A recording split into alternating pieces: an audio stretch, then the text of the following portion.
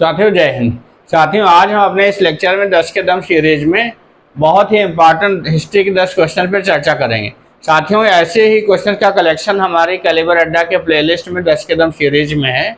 आप जो भी तैयारी किसी भी वनडे एग्जाम की या किसी भी एग्जाम की तैयारी कर रहे हैं, इवन यूपीएससी एंड यूपीपीएससी, आपके लिए बहुत हेल्पफुल होगा। आप हमारे कैलिबर अड्डा में जाके 10 के दम सीरीज को रिवाइज कर लीजिए, नोट डाउन कर लीजिए, टाइम पे रिवाइज करते रहिए और आगामी आने वाले एग्जाम्स में इससे बहुत से क्वेश्चंस आपको प्राप्त होंगे, जिससे आपका स्कोर बहुत अच्छा हो जाएगा। तो साथियों आइए हम देखते हैं इतिहास के 10 बहुत ही इंपॉर्टेंट क्वेश्चंस। पहला क्वेश्चन है, ऋग्वेद की भाषा कैसी है? तो ऋग्वेद की भाषा कैसी है? पद्यात्मक है। पद्यात्मक है, पद्य के रूप में है। इसमें देवी देवताओं की स्तुतियां हैं, देवी देवताओं की स्तुतियों का संग्रह है।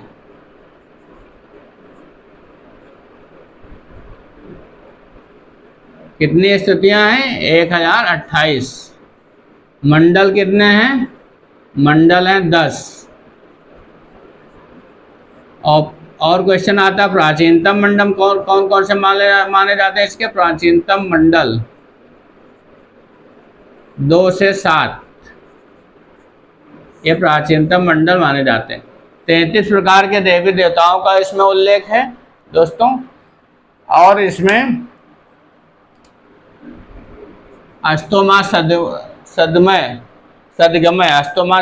जो होता है, अष्टमा सदगमय इसी से लिया गया है।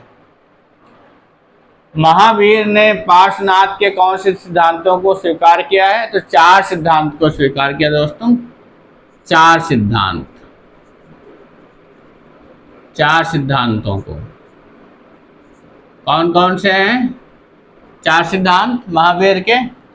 एक तो उन्होंने क्या किया था? एक तो था आमरसा अस्तेय अपरिग्रह। आमरसा अस्तेय अपरिग्रह। और इन्होंने चौथा कौन सा सिद्धांत स्वीकार किया था? आमरसा का मतलब होता है झूठ ना बोलना, अस्तेय का मतलब चोरी ना करना, और एक क्या था? अहिंसा।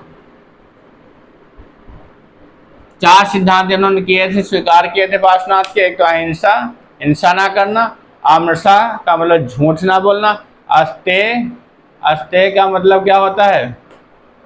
अस्तेय का मतलब चोरी ना करना। अपरिग्रह का मतलब होता है धन को एकत्र ना करना। तो 4 सिद्धांतों को पार्श्वनाथ के उन्होंने स्वीकार किया था। 5वां सिद्धांत खुद का जोड़ा था, ब्रह्मचर्य। 5वां सिद्धांत इनका क्या जोड़ा था? खुद का ब्रह्मचर्य। 5वां सिद्धांत इन्होंने जोड़ा था। प्राचीन भारत के प्रमुख अध्ययन केंद्र कौन कौन थे? तो ये आपके थे, सबसे पहले तक्षशिला, नालंदा और विक्रमशिला।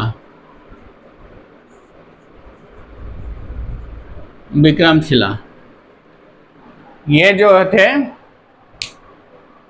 ये बहुत ही इम्पोर्टेंट अध्ययन केंद्र थे।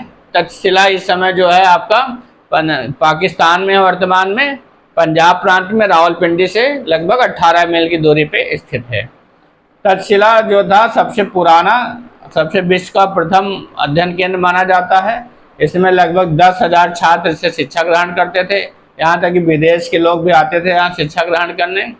तो ये शिक्षा का बहुत ही प्रमुख केंद्र था। और तक्षशिला को कहा जाता है कि इसको किसने?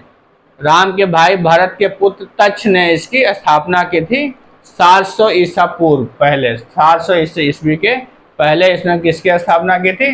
तक्ष। राम के भाई तक्ष ने इनकी स्थापना की थी 700 ईसा पूर्व। नालंदा और विक्रमशिला। तो विक्रमशिला और नालंदा दोनों कहाँ पड़ते हैं? वर्तमान बिहार में, राजगृह में पड़ते हैं। विक्रमशिला भी वहीं पे पड़ता है। तो ये भी बहुत ही पुराने माने जाते हैं। ये आपका 800 ईसा पूर्व का है और ये आपका 500 ईसा पूर्व का है। तो बताया जाता है कि ये जो थे ये भी बहुत ही प्रमुख केंद्र थे और इनको किसने नष्ट कर दिया था? बख्तियार खिलजी ने। विक्रमशिला को तो उसने वहाँ की पुस्तकें जला दी थी, तो 3 महीने तक वहाँ की पुस्तकें जली थी। तो ये सब बौद्ध शिक्षा के प्रमुख केंद्र थे। और यहाँ पे बहुत से आपके जैसे बहुत से पुराने, जैसे तक्षशिला में ले लीजिए तो आपके बहुत से पुराने ज़माने के बताते हैं कि चाणक्य वगैरह, चंद्रगुप्त मौर्य वगैरह यहाँ से शिक्षा ग्रहण किए थे। तो बहुत ही शिक्षा के प्रमुख अध्ययन केंद्र कौन कौन से? तक्षशिला, नालंदा, विक्रमशिला। तक्षशिला को प्रमुख विश्व का प्रथम अध्ययन केंद्र माना जाता है। किस पुस्तक का 15 भारतीय और 40 विदेशी भाषाओं में अनुवाद किया जा चुका? बहुत मुख्य पुस्तक है आपकी पंचतंत्र। पंचतंत्र पुस्तक है, याद रखिएगा। जब 15 भारतीय और 40 विदेशी भाषाओं में इसका अनुवाद किया गया है। और इसके रचयिता कौन थे? लेखक कौन थे? पंडित विष्णु शर्मा। पंडित विष्णु शर्मा थे। इसमें कहानियां, जिसमें 5 अध्याय हैं, कहानियां हैं, 5 अध्याय हैं, 5 कहानियों के शीर्षक के माध्यम से है। और इनके पशुओं के चित्र के माध्यम से, चित्र व कहानी के माध्यम से, कहानी के द्वारा बालकों शिक्षा प्रदान की जाती, शिक्षा प्रदान की जाती। तो ये कहानियाँ, कुल कहानियाँ कितनी हैं? 5 तो शीर्षक है, कुल कहानियाँ 87 हैं। कुल 87 कहानियों का संग्रह है और 5 चैप्टर के 5 शीर्षक के अंतर्गत है, इसलिए इसे पंचतंत्र कहा जाता है। शाहनामा किसकी कृति है? तो शाहनामा फिरदौसी की कृति है। फिरदौसी ने इसको, फिरदौसी क्या था? इसने ईरान तथा ईरानी सभ्यता का जिक्र इस पुस्तक में किया है। ईरान तथा ईरानी सभ्यता का जिक्र।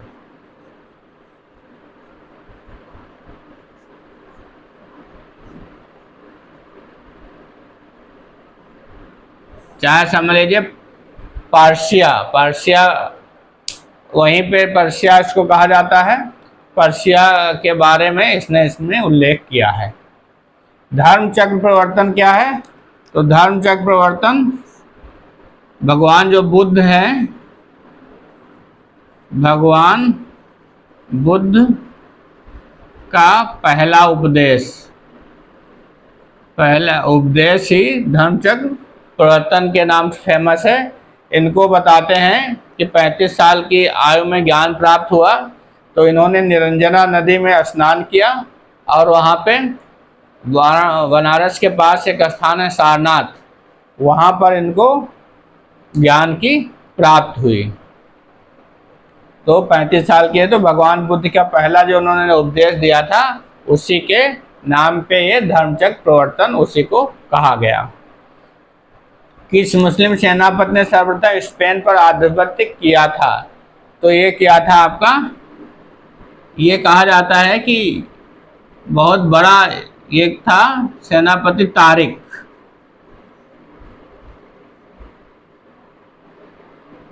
तारिक बिन जायद। तारिक बिन जायद बिन अब्दुल्ला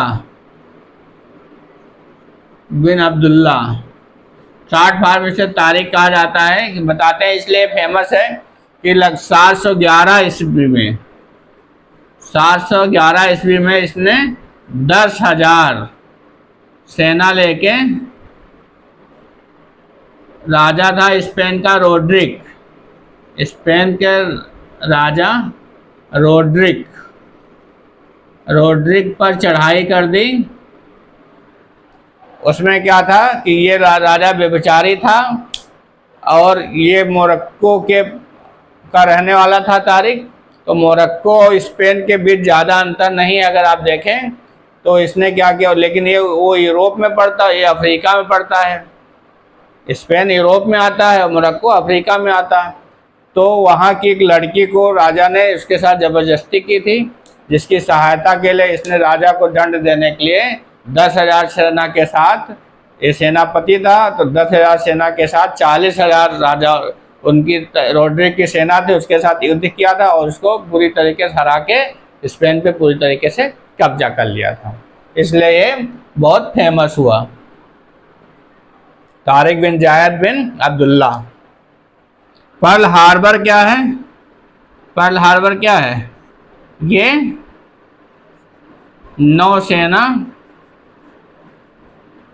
नौसेना का बेस है। नौसेना और एयर सेना का बेस है अमेरिका का। अमेरिका का मिलिट्री बेस है, नौसेना का बेस है। नौसेना का और किसका? आपका वायुसेना का ये बेस है। और ये इसलिए फेमस है, कहाँ पे स्थित है? हवाई द्वीप में। हवाई द्वीप जो केंद्र शासित प्रदेश है अमेरिका का, वहाँ पे स्थित है। होनोलुलु हवाई द्वीप की राजधानी है, होनोलुलु में स्थित है। ये फेमस किस लिए पर्ल हार्बर? एक तो आपको ये पता होगा कि वायु और नौसेना का, वायु व नौसेना का ये बेस है, एयर बेस और नौसेना का नाविक का बेस है अमेरिका का बहुत बड़ा। इस पे जापान ने हमला कर दिया था। जापान ने 1941 में 7 दिसंबर 1941 में 7:48 पे सुबह अचानक इस पे हमला कर दिया था। तो उसमें लगभग 2,500 लोग मारे गए, तो 1,200 लोग घायल हुए थे। बहुत बड़ी अमेरिका की हानि हुई थी।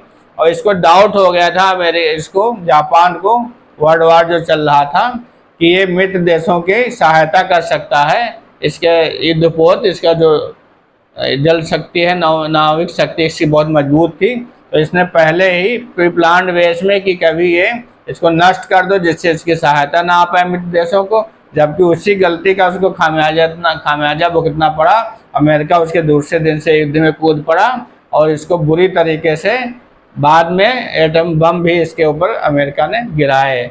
बस उसी की खुन्नस थी उसके ऊपर और उसी में जापान बर्बाद हो गया था। इसलिए पर्ल हार्बर घटना फेमस है। सामाजिक संविदा का लेखक कौन था? ये रूसो था, जैकब जेसस रूसो।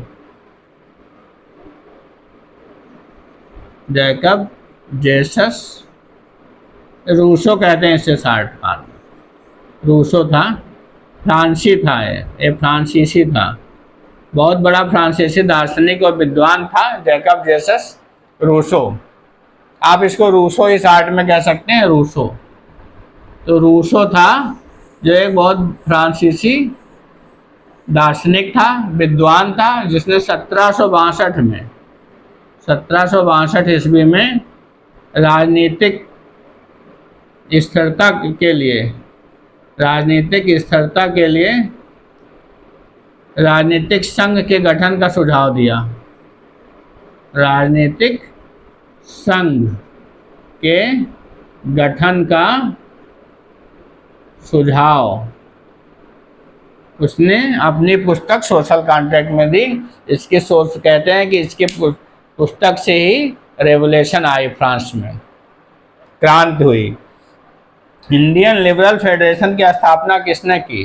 तो ये 1919 में सुरेंद्रनाथ बनर्जी जी ने की, जो नर्म दल के थे। सुरेंद्रनाथ बनर्जी और आपका कौन थे? और इसमें एक दो नेता थे, श्रीनिवास थे और तेज सेप्रू थे और IS जयकर थे। तो ये नेताओं ने मिलकर के, उसमें लीडर यही थे, नेतृत्वकर्ता सुरेंद्रनाथ बनर्जी ने इंडियन लिबरल फेडरेशन की स्थापना की, जिसके कारण गरम दल और इनमें क्या हुए, मनमुटाव हो गया, भारी तनाव हो गया वहीं से। तो दोस्तों ये रहे हमारे 10 बहुत ही हिस्ट्री के इम्पॉर्टेंट क्वेश्चन। आशा है आपको ये समझ में आए होंगे। इसी प्रकार के बहुत से क्वेश्चन का कलेक्शन हमारे कैलिबर अड्डा में है, आप जाइए, उससे लाभान्वित होइए और अपने आगामी परीक्षाओं में अच्छे मार्क्स, अच्छा स्कोर करें और आप सफल हों। दोस्तों पढ़ते रहिए, मस्त रहिए, व्यस्त रहिए, कैलिबर अड्डा देखते रहिए। पसंद आए सब्सक्राइब करिए, प्लीज़ शेयर करिए और हमारा उत्साहवर्धन करिए। और जो कमी हो प्लीज़ हमें सुझाव दीजिए, हम उसको कमी को अवश्य दूर करेंगे और आपके लिए अच्छे अच्छे वीडियो बनाते रहेंगे। जय हिंद दोस्तों।